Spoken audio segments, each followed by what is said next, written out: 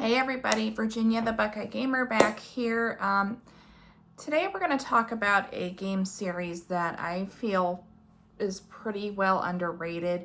As far as I know, like these games did sell fairly well, but I just don't think they get the recognition they deserve. And I'm going to pull them out here because I have every single release. As we're going to talk a little bit about the Ni no Kuni series. Now, I've talked about it a couple times on this channel, not in great detail. But again, there's only, well, I guess there's 3 games here, but like I said, the story for these games is amazing. And again, probably not the best stories when it comes to an RPG, but I do think it doesn't get the recognition it deserves. Now, this the first game to come out here, I just have the loose cartridge. It only came out in Japan. So this is Ni no Kuni. I think the something Dark Gin. I can't remember the exact title, but that only came out in the DS in Japan, and then later on the PS3 we got the enhanced version, which is Ni no Kuni Wrath of the White Witch. So this is the greatest hits cover. I do have the original release cover here somewhere. I will have to look for that. I think it might be in my pile of games I need to show for pickups. But this game happens to be one of my favorites on the PS3. It is a long RPG, so if you don't like long RPGs, maybe count it out. But the story is amazing. It kind of grips your heart there in the beginning. But if you notice the art, if you're a Studio Ghibli fan, if you look at the cover art here, you can tell this is Studio Ghibli art. So that was one thing actually that drew me to the game, was the art style and knowing that they had a hand in like the illustrations and everything.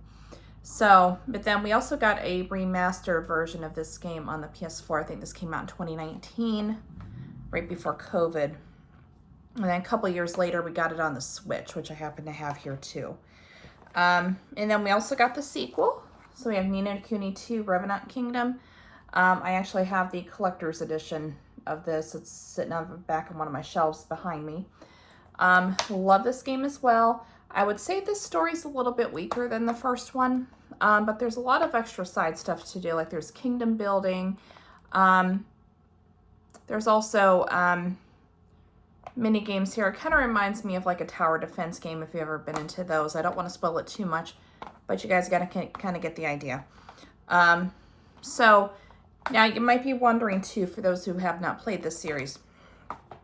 So you have Ni no Kuni and Ni no Kuni 2. It truthfully doesn't matter which order you play these in because the stories aren't fully connected, I should say. They take place in similar worlds. What I will say in Ni no Kuni 2, though, is there are a couple callbacks to the first game. Nothing that really is going to spoil much, but just keep that in mind if you do decide to play Ni no Kuni 2 first. But again, either one.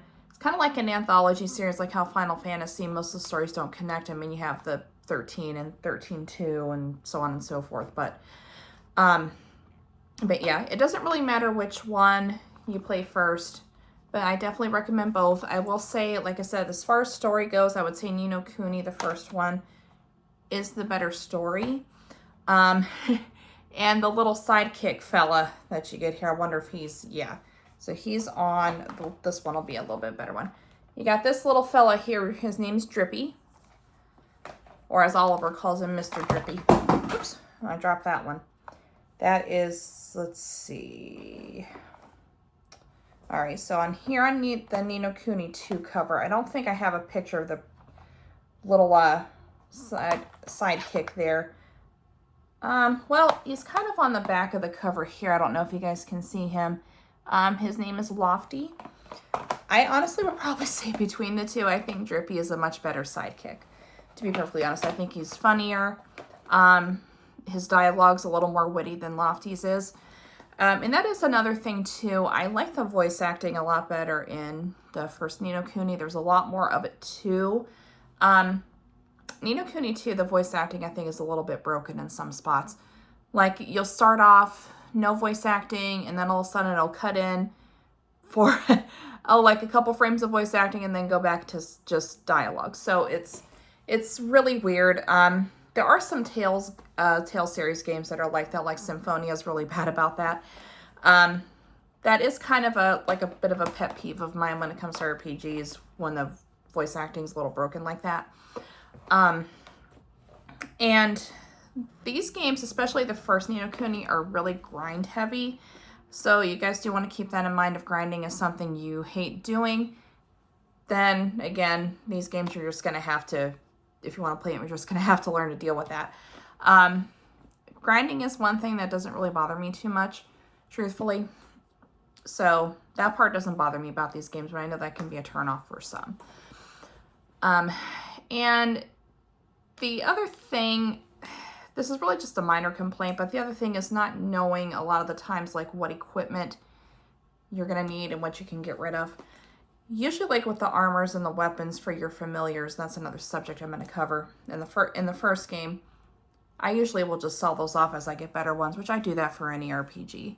So I wouldn't go selling off your inventory in either game, to be perfectly honest, because sometimes you'll need them for side quests or in Ni no Kuni's case for alchemy recipes. So just make sure you hold on to that stuff. I know in the PS4 version, there is a trophy for 500,000 guilders where you obtain that all at once. I did see something, I was watching a video for some tips here quite a while back, and what you can do in that case is sell all of your stuff. Well, make sure you save first, and then sell all of your stuff, and then once you have the 500,000 guilders, go ahead and reload your save. So that way no harm done, and you still get the trophy, and you still have your items. So right now, though, I am playing it on the Switch version. In that game, I kind of dropped on the floor, but I don't want to bend down just yet to pick it up. So I don't have to worry about trophies there. I will say, though, if you're going to play on the Switch version, just keep in mind, at least for Ni no Kuni 2, there are some issues with frame rate drops. I don't see it so much in the first game, but this one does seem a little clunky in a lot of areas. So I think that's about, oh, okay. No, I want to talk about these little critters that you can get in each game. So in Ni no Kuni, it was almost like Pokemon. If you're a fan of Pokemon, how you can, catch the monsters, raise them, level them up, evolve them, and things like that. The familiars in Ni no Kuni are kind of similar in that regard. You don't catch them like you do Pokemon, like you don't throw a ball or some type of capture device at them. You have to tame them, and the tricky part is a lot of the familiars don't have a high tame rate. So if you're looking for a specific one, you're probably going to have to do a lot of battling before you're able to do that. Now you have to have a certain character, which you get it early on in the game, but you can't do any taming until after that. Now, again, I do think on the PS4 there is a trophy for taming 250 different species of familiars. So there's a lot of grind heavy trophies in this game. So I do think that's pretty cool. You can only carry 3 at one time, like per character.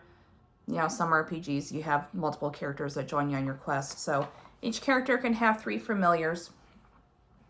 And you feed them treats, and they're called drops, like they have sun drops, planet drops, so on and so forth, depending on the type of species that you have.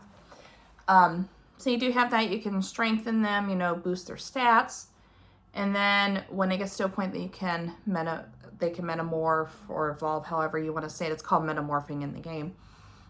You feed them a stone or drop, however you want to call it, and they'll metamorph into their next stage. So my advice is, though, don't metamorph until it's at the max level, and you'll know you're at the max level when, after a fight, you don't gain any more experience points. So at that time, you can go ahead and metamorph your familiar. So I think that's pretty cool. And now in Ni no Kuni 2, you have what are called higgledies. So there's little guys that join you in battle. They can offer help like with healing or damage to your foes and stuff like that. I think the familiar concept in Ni no Kuni is a lot better. Gives you a little bit more to do, more to focus on. The higgledies are just kind of there. So in Ni no Kuni 2, I don't really go out of my way to find them. So anyway, yeah, that's about, I think that's about all I have to say for these games. Again, they have their share of faults, as all games do, but I highly recommend, if you have not tried them, please give the series a shot. It is well worth your time.